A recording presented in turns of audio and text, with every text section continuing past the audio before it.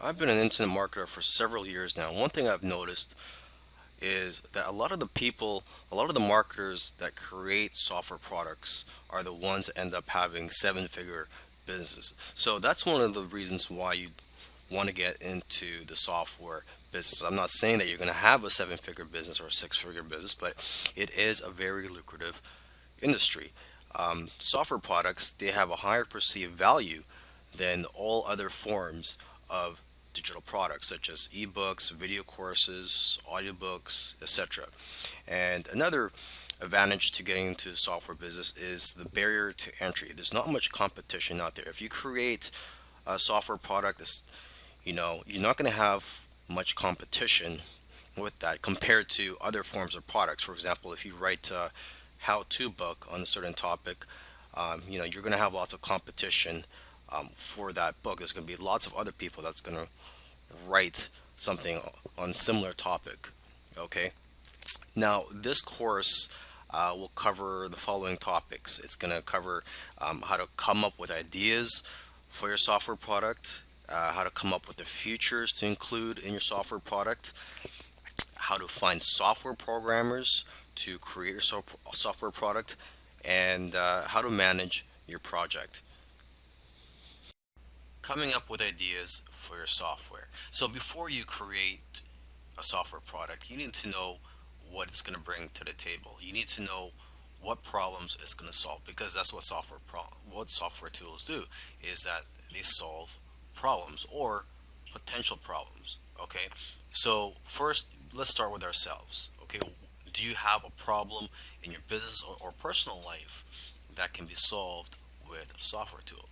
Because let's face it, if you have a problem, I'm pretty sure there's going to be other people out there with similar problems as you. Okay, so your problem is not unique to yourself. You must also know your target audience that you plan to sell your software to. So basically, it comes down to two things. Okay, consumers have a particular problem that needs to be solved, and two, they are looking for something that will make their life easier. Okay, you can also look at social media, forums, and your customer base to get an idea of what types of problems your customers or potential customers have and what they're willing to pay for. Because most of the time, people will tell you what they want, and if you give it to them, they will buy it. Okay, and oftentimes it's simply a matter of taking something that already exists and making it better, or expanding on the current software. So you got to ask yourself, what software out there has room for improvement? Okay, and you got to remember this: it's not about just creating and selling software products.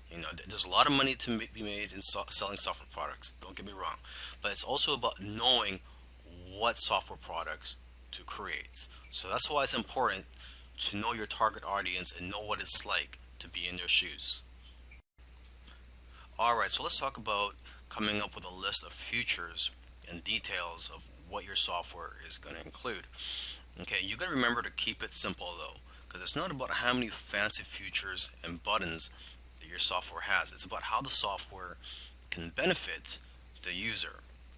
Okay, because sometimes it's the most simple software that can become a best selling product. Okay, but before you can approach a software developer, you must have a list of features and details about the software product you plan to create. Okay, so to get ideas, you can look at other software products in a similar industry. And also, what you can do is go to a website called hotscripts.com. And this site includes programs and scripts in every popular programming language. So this is a great way for you to get familiar with the different types of software out there. And you could also read the reviews for the various software products on that site. And basically, the more knowledge that you have, the better the software you can have developed. Now let's talk about finding software programmers for your project. Now there are various sites that you can go to find programmers where they will bid on your projects, and you can select the programmers based on the best price. But remember, you have to also make sure to select programmers based on their skills, and how well you feel comfortable working with them. Okay, so I've listed a few sites, the most popular sites where you can find programmers. There's rentacoder.com, elance.com, scriptlance.com, and guru.com. And you can also go to coding forums or other types of forums where programmers hang out to find people that are passionate about creating software products. Okay, so now when you visit these sites where programmers could bid on your projects, you have to know how to present your project. So make sure to first view how other people are listing your projects and how they are describing them on these sites. Okay, and you have to also be very careful. You don't want to give out too much information about your project because you don't want people stealing your ideas. So when you first post a project, the information that you should reveal at first is what is needed for the programmer to know if your software product is something that they are qualified to work on. When you're working with your programmer, you have to be very clear on what you want and be specific with the details. So you have to make sure you've done your research already before you hire someone to start working on your project. Okay, and you should also find out how long after they finish creating your software will they be able to fix any bugs. So in my opinion, it should be at least 6 months after they've completed the software, where they could still fix anything that's wrong with your software. Another thing you want to do when you're creating a software product is not to just outsource everything to the programmer and then just be hands off. I mean, you really have to get involved and get your hands dirty if you really want this to be a successful software product. Okay, and instead of just tell them to just create your software product, you should break it down into smaller tasks so that it's easier to work on, and it'll be better for you to basically monitor the progress of your software product. Okay, so for example, you can have weekly or bi-weekly tasks or goals for them to complete to make it easier for you to manage this project.